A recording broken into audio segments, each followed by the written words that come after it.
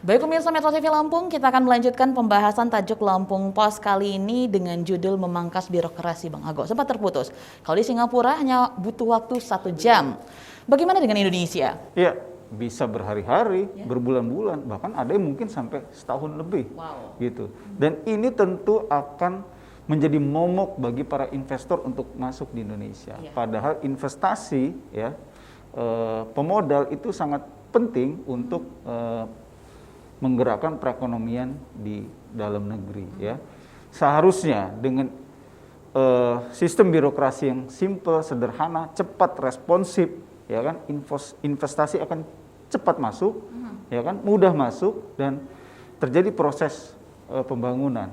Tetapi karena birokrasi yang sangat lamban, sangat bertele-tele, sangat beribet, pada akhirnya apa? Investasi menjadi susah masuk, ya. Ekonomi jadi sedikit tersendat perputarannya. Bahkan sistem birokrasi yang berbelit-belit seperti labirin ini di Indonesia menciptakan problem baru, yaitu apa?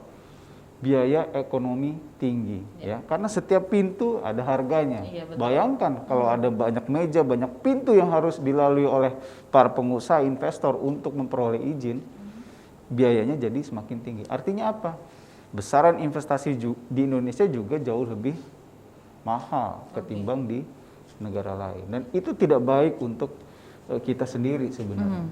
Jangankan untuk membuat sebuah perusahaan, bahkan untuk usaha kecil saja mungkin dibuat sangat lama dan ribet ya, Kak Ago. Oke, Kak Ago, dengan birokrasi yang sangat lamban seperti ini, jadi ini adalah Bapak Presiden Joko Widodo ingin memangkas birokrasi agar lebih cepat. Apakah ini baru pertama kali, Bang Ago? Atau sebelumnya memang sudah pernah digagas? Iya, sebenarnya memang sudah pernah digagas untuk mengevaluasi, melihat seberapa efektifkah postur dari organisasi birokrasi kita.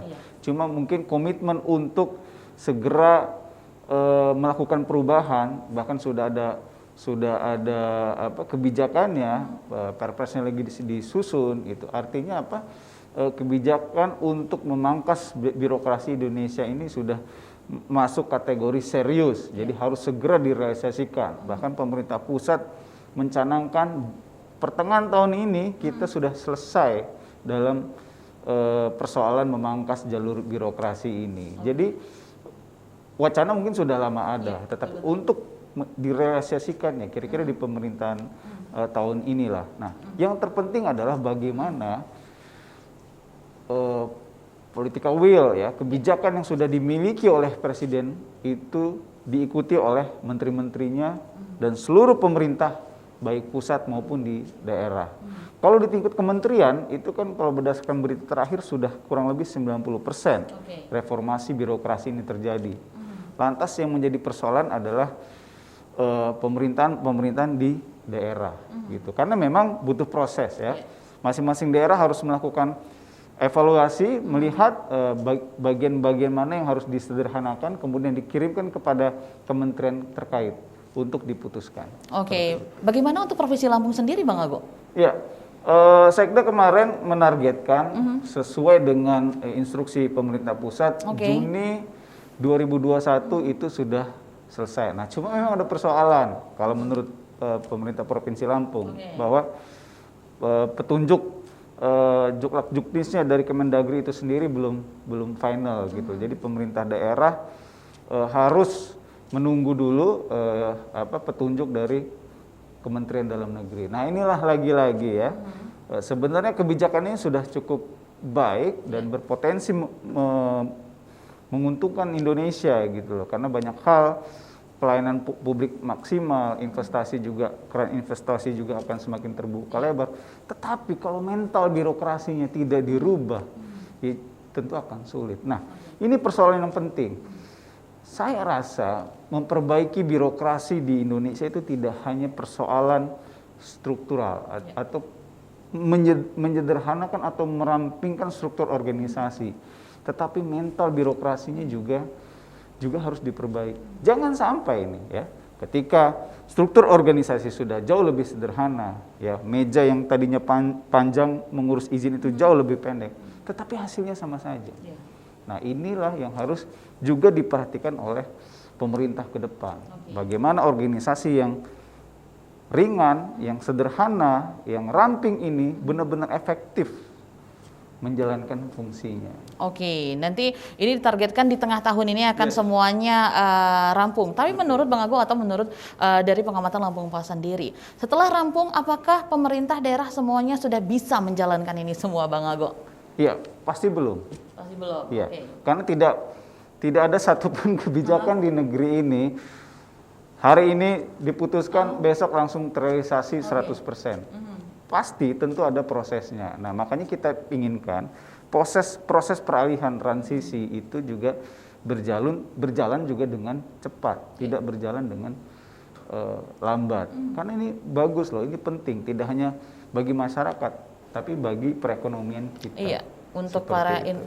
yang akan menginvestasi ya pada investor. ya, Oke. untuk masuk ke Indonesia. Oke, bagaimana pula Bang Ago tentang pemangkasan pos layanan yang dinilai katanya akan menambah biaya? Ya, tentu pengurangan pos layanan akan meminimalkan biaya ya, karena setiap jabatan itu kan pasti ada tunjangannya, ya kan, dan itu tentu saja akan menimbulkan kos bagi negara. Nah, tapi yang kita inginkan adalah ini juga bahwa pemerintah benar-benar melihat secara seksama kira-kira pos-pos layanan mana saja yang memang harus disederhanakan. Oke. Gitu. Itu. Jadi memang banyak sekali ya kerja pemerintah yang harus diperhatikan. Yes. Oke, kalau untuk solusi Bang Ago yang benar-benar harus diperhatikan dari posisi pertama, 2 dan 3 itu apa saja dalam hal ini? Oke. Yang paling penting sebenarnya menurut saya adalah faktor leadership. Oke. Ya, dalam sebuah organisasi itu kepemimpinan itu sangat penting, ya kan? Bahwa kebijakan pemangkasan birokrasi ini sebenarnya adalah untuk mengefektifkan leadership pejabat-pejabat di level eselon 1 dan eselon 2, ya. Mereka inilah yang nanti akan menjadi pemain kunci bagaimana organisasi pemerintahan kita itu akan berjalan secara efektif, secara cepat. Ya, balik lagi. Struktur sudah dirubah tetapi mindset atau mentalnya tidak dirubah. Nah, ini akan berbahaya. Makanya fungsi peran pejabat ya dari pejabat level pimpinan ya, gubernur, wali kota, bupati, kemudian pejabat eselon 1, eselon 2. Nah, ini harus juga bisa membangun mindset baru, mentalitas baru kepada seluruh birokrat yang ada di bawahnya agar mereka berubah.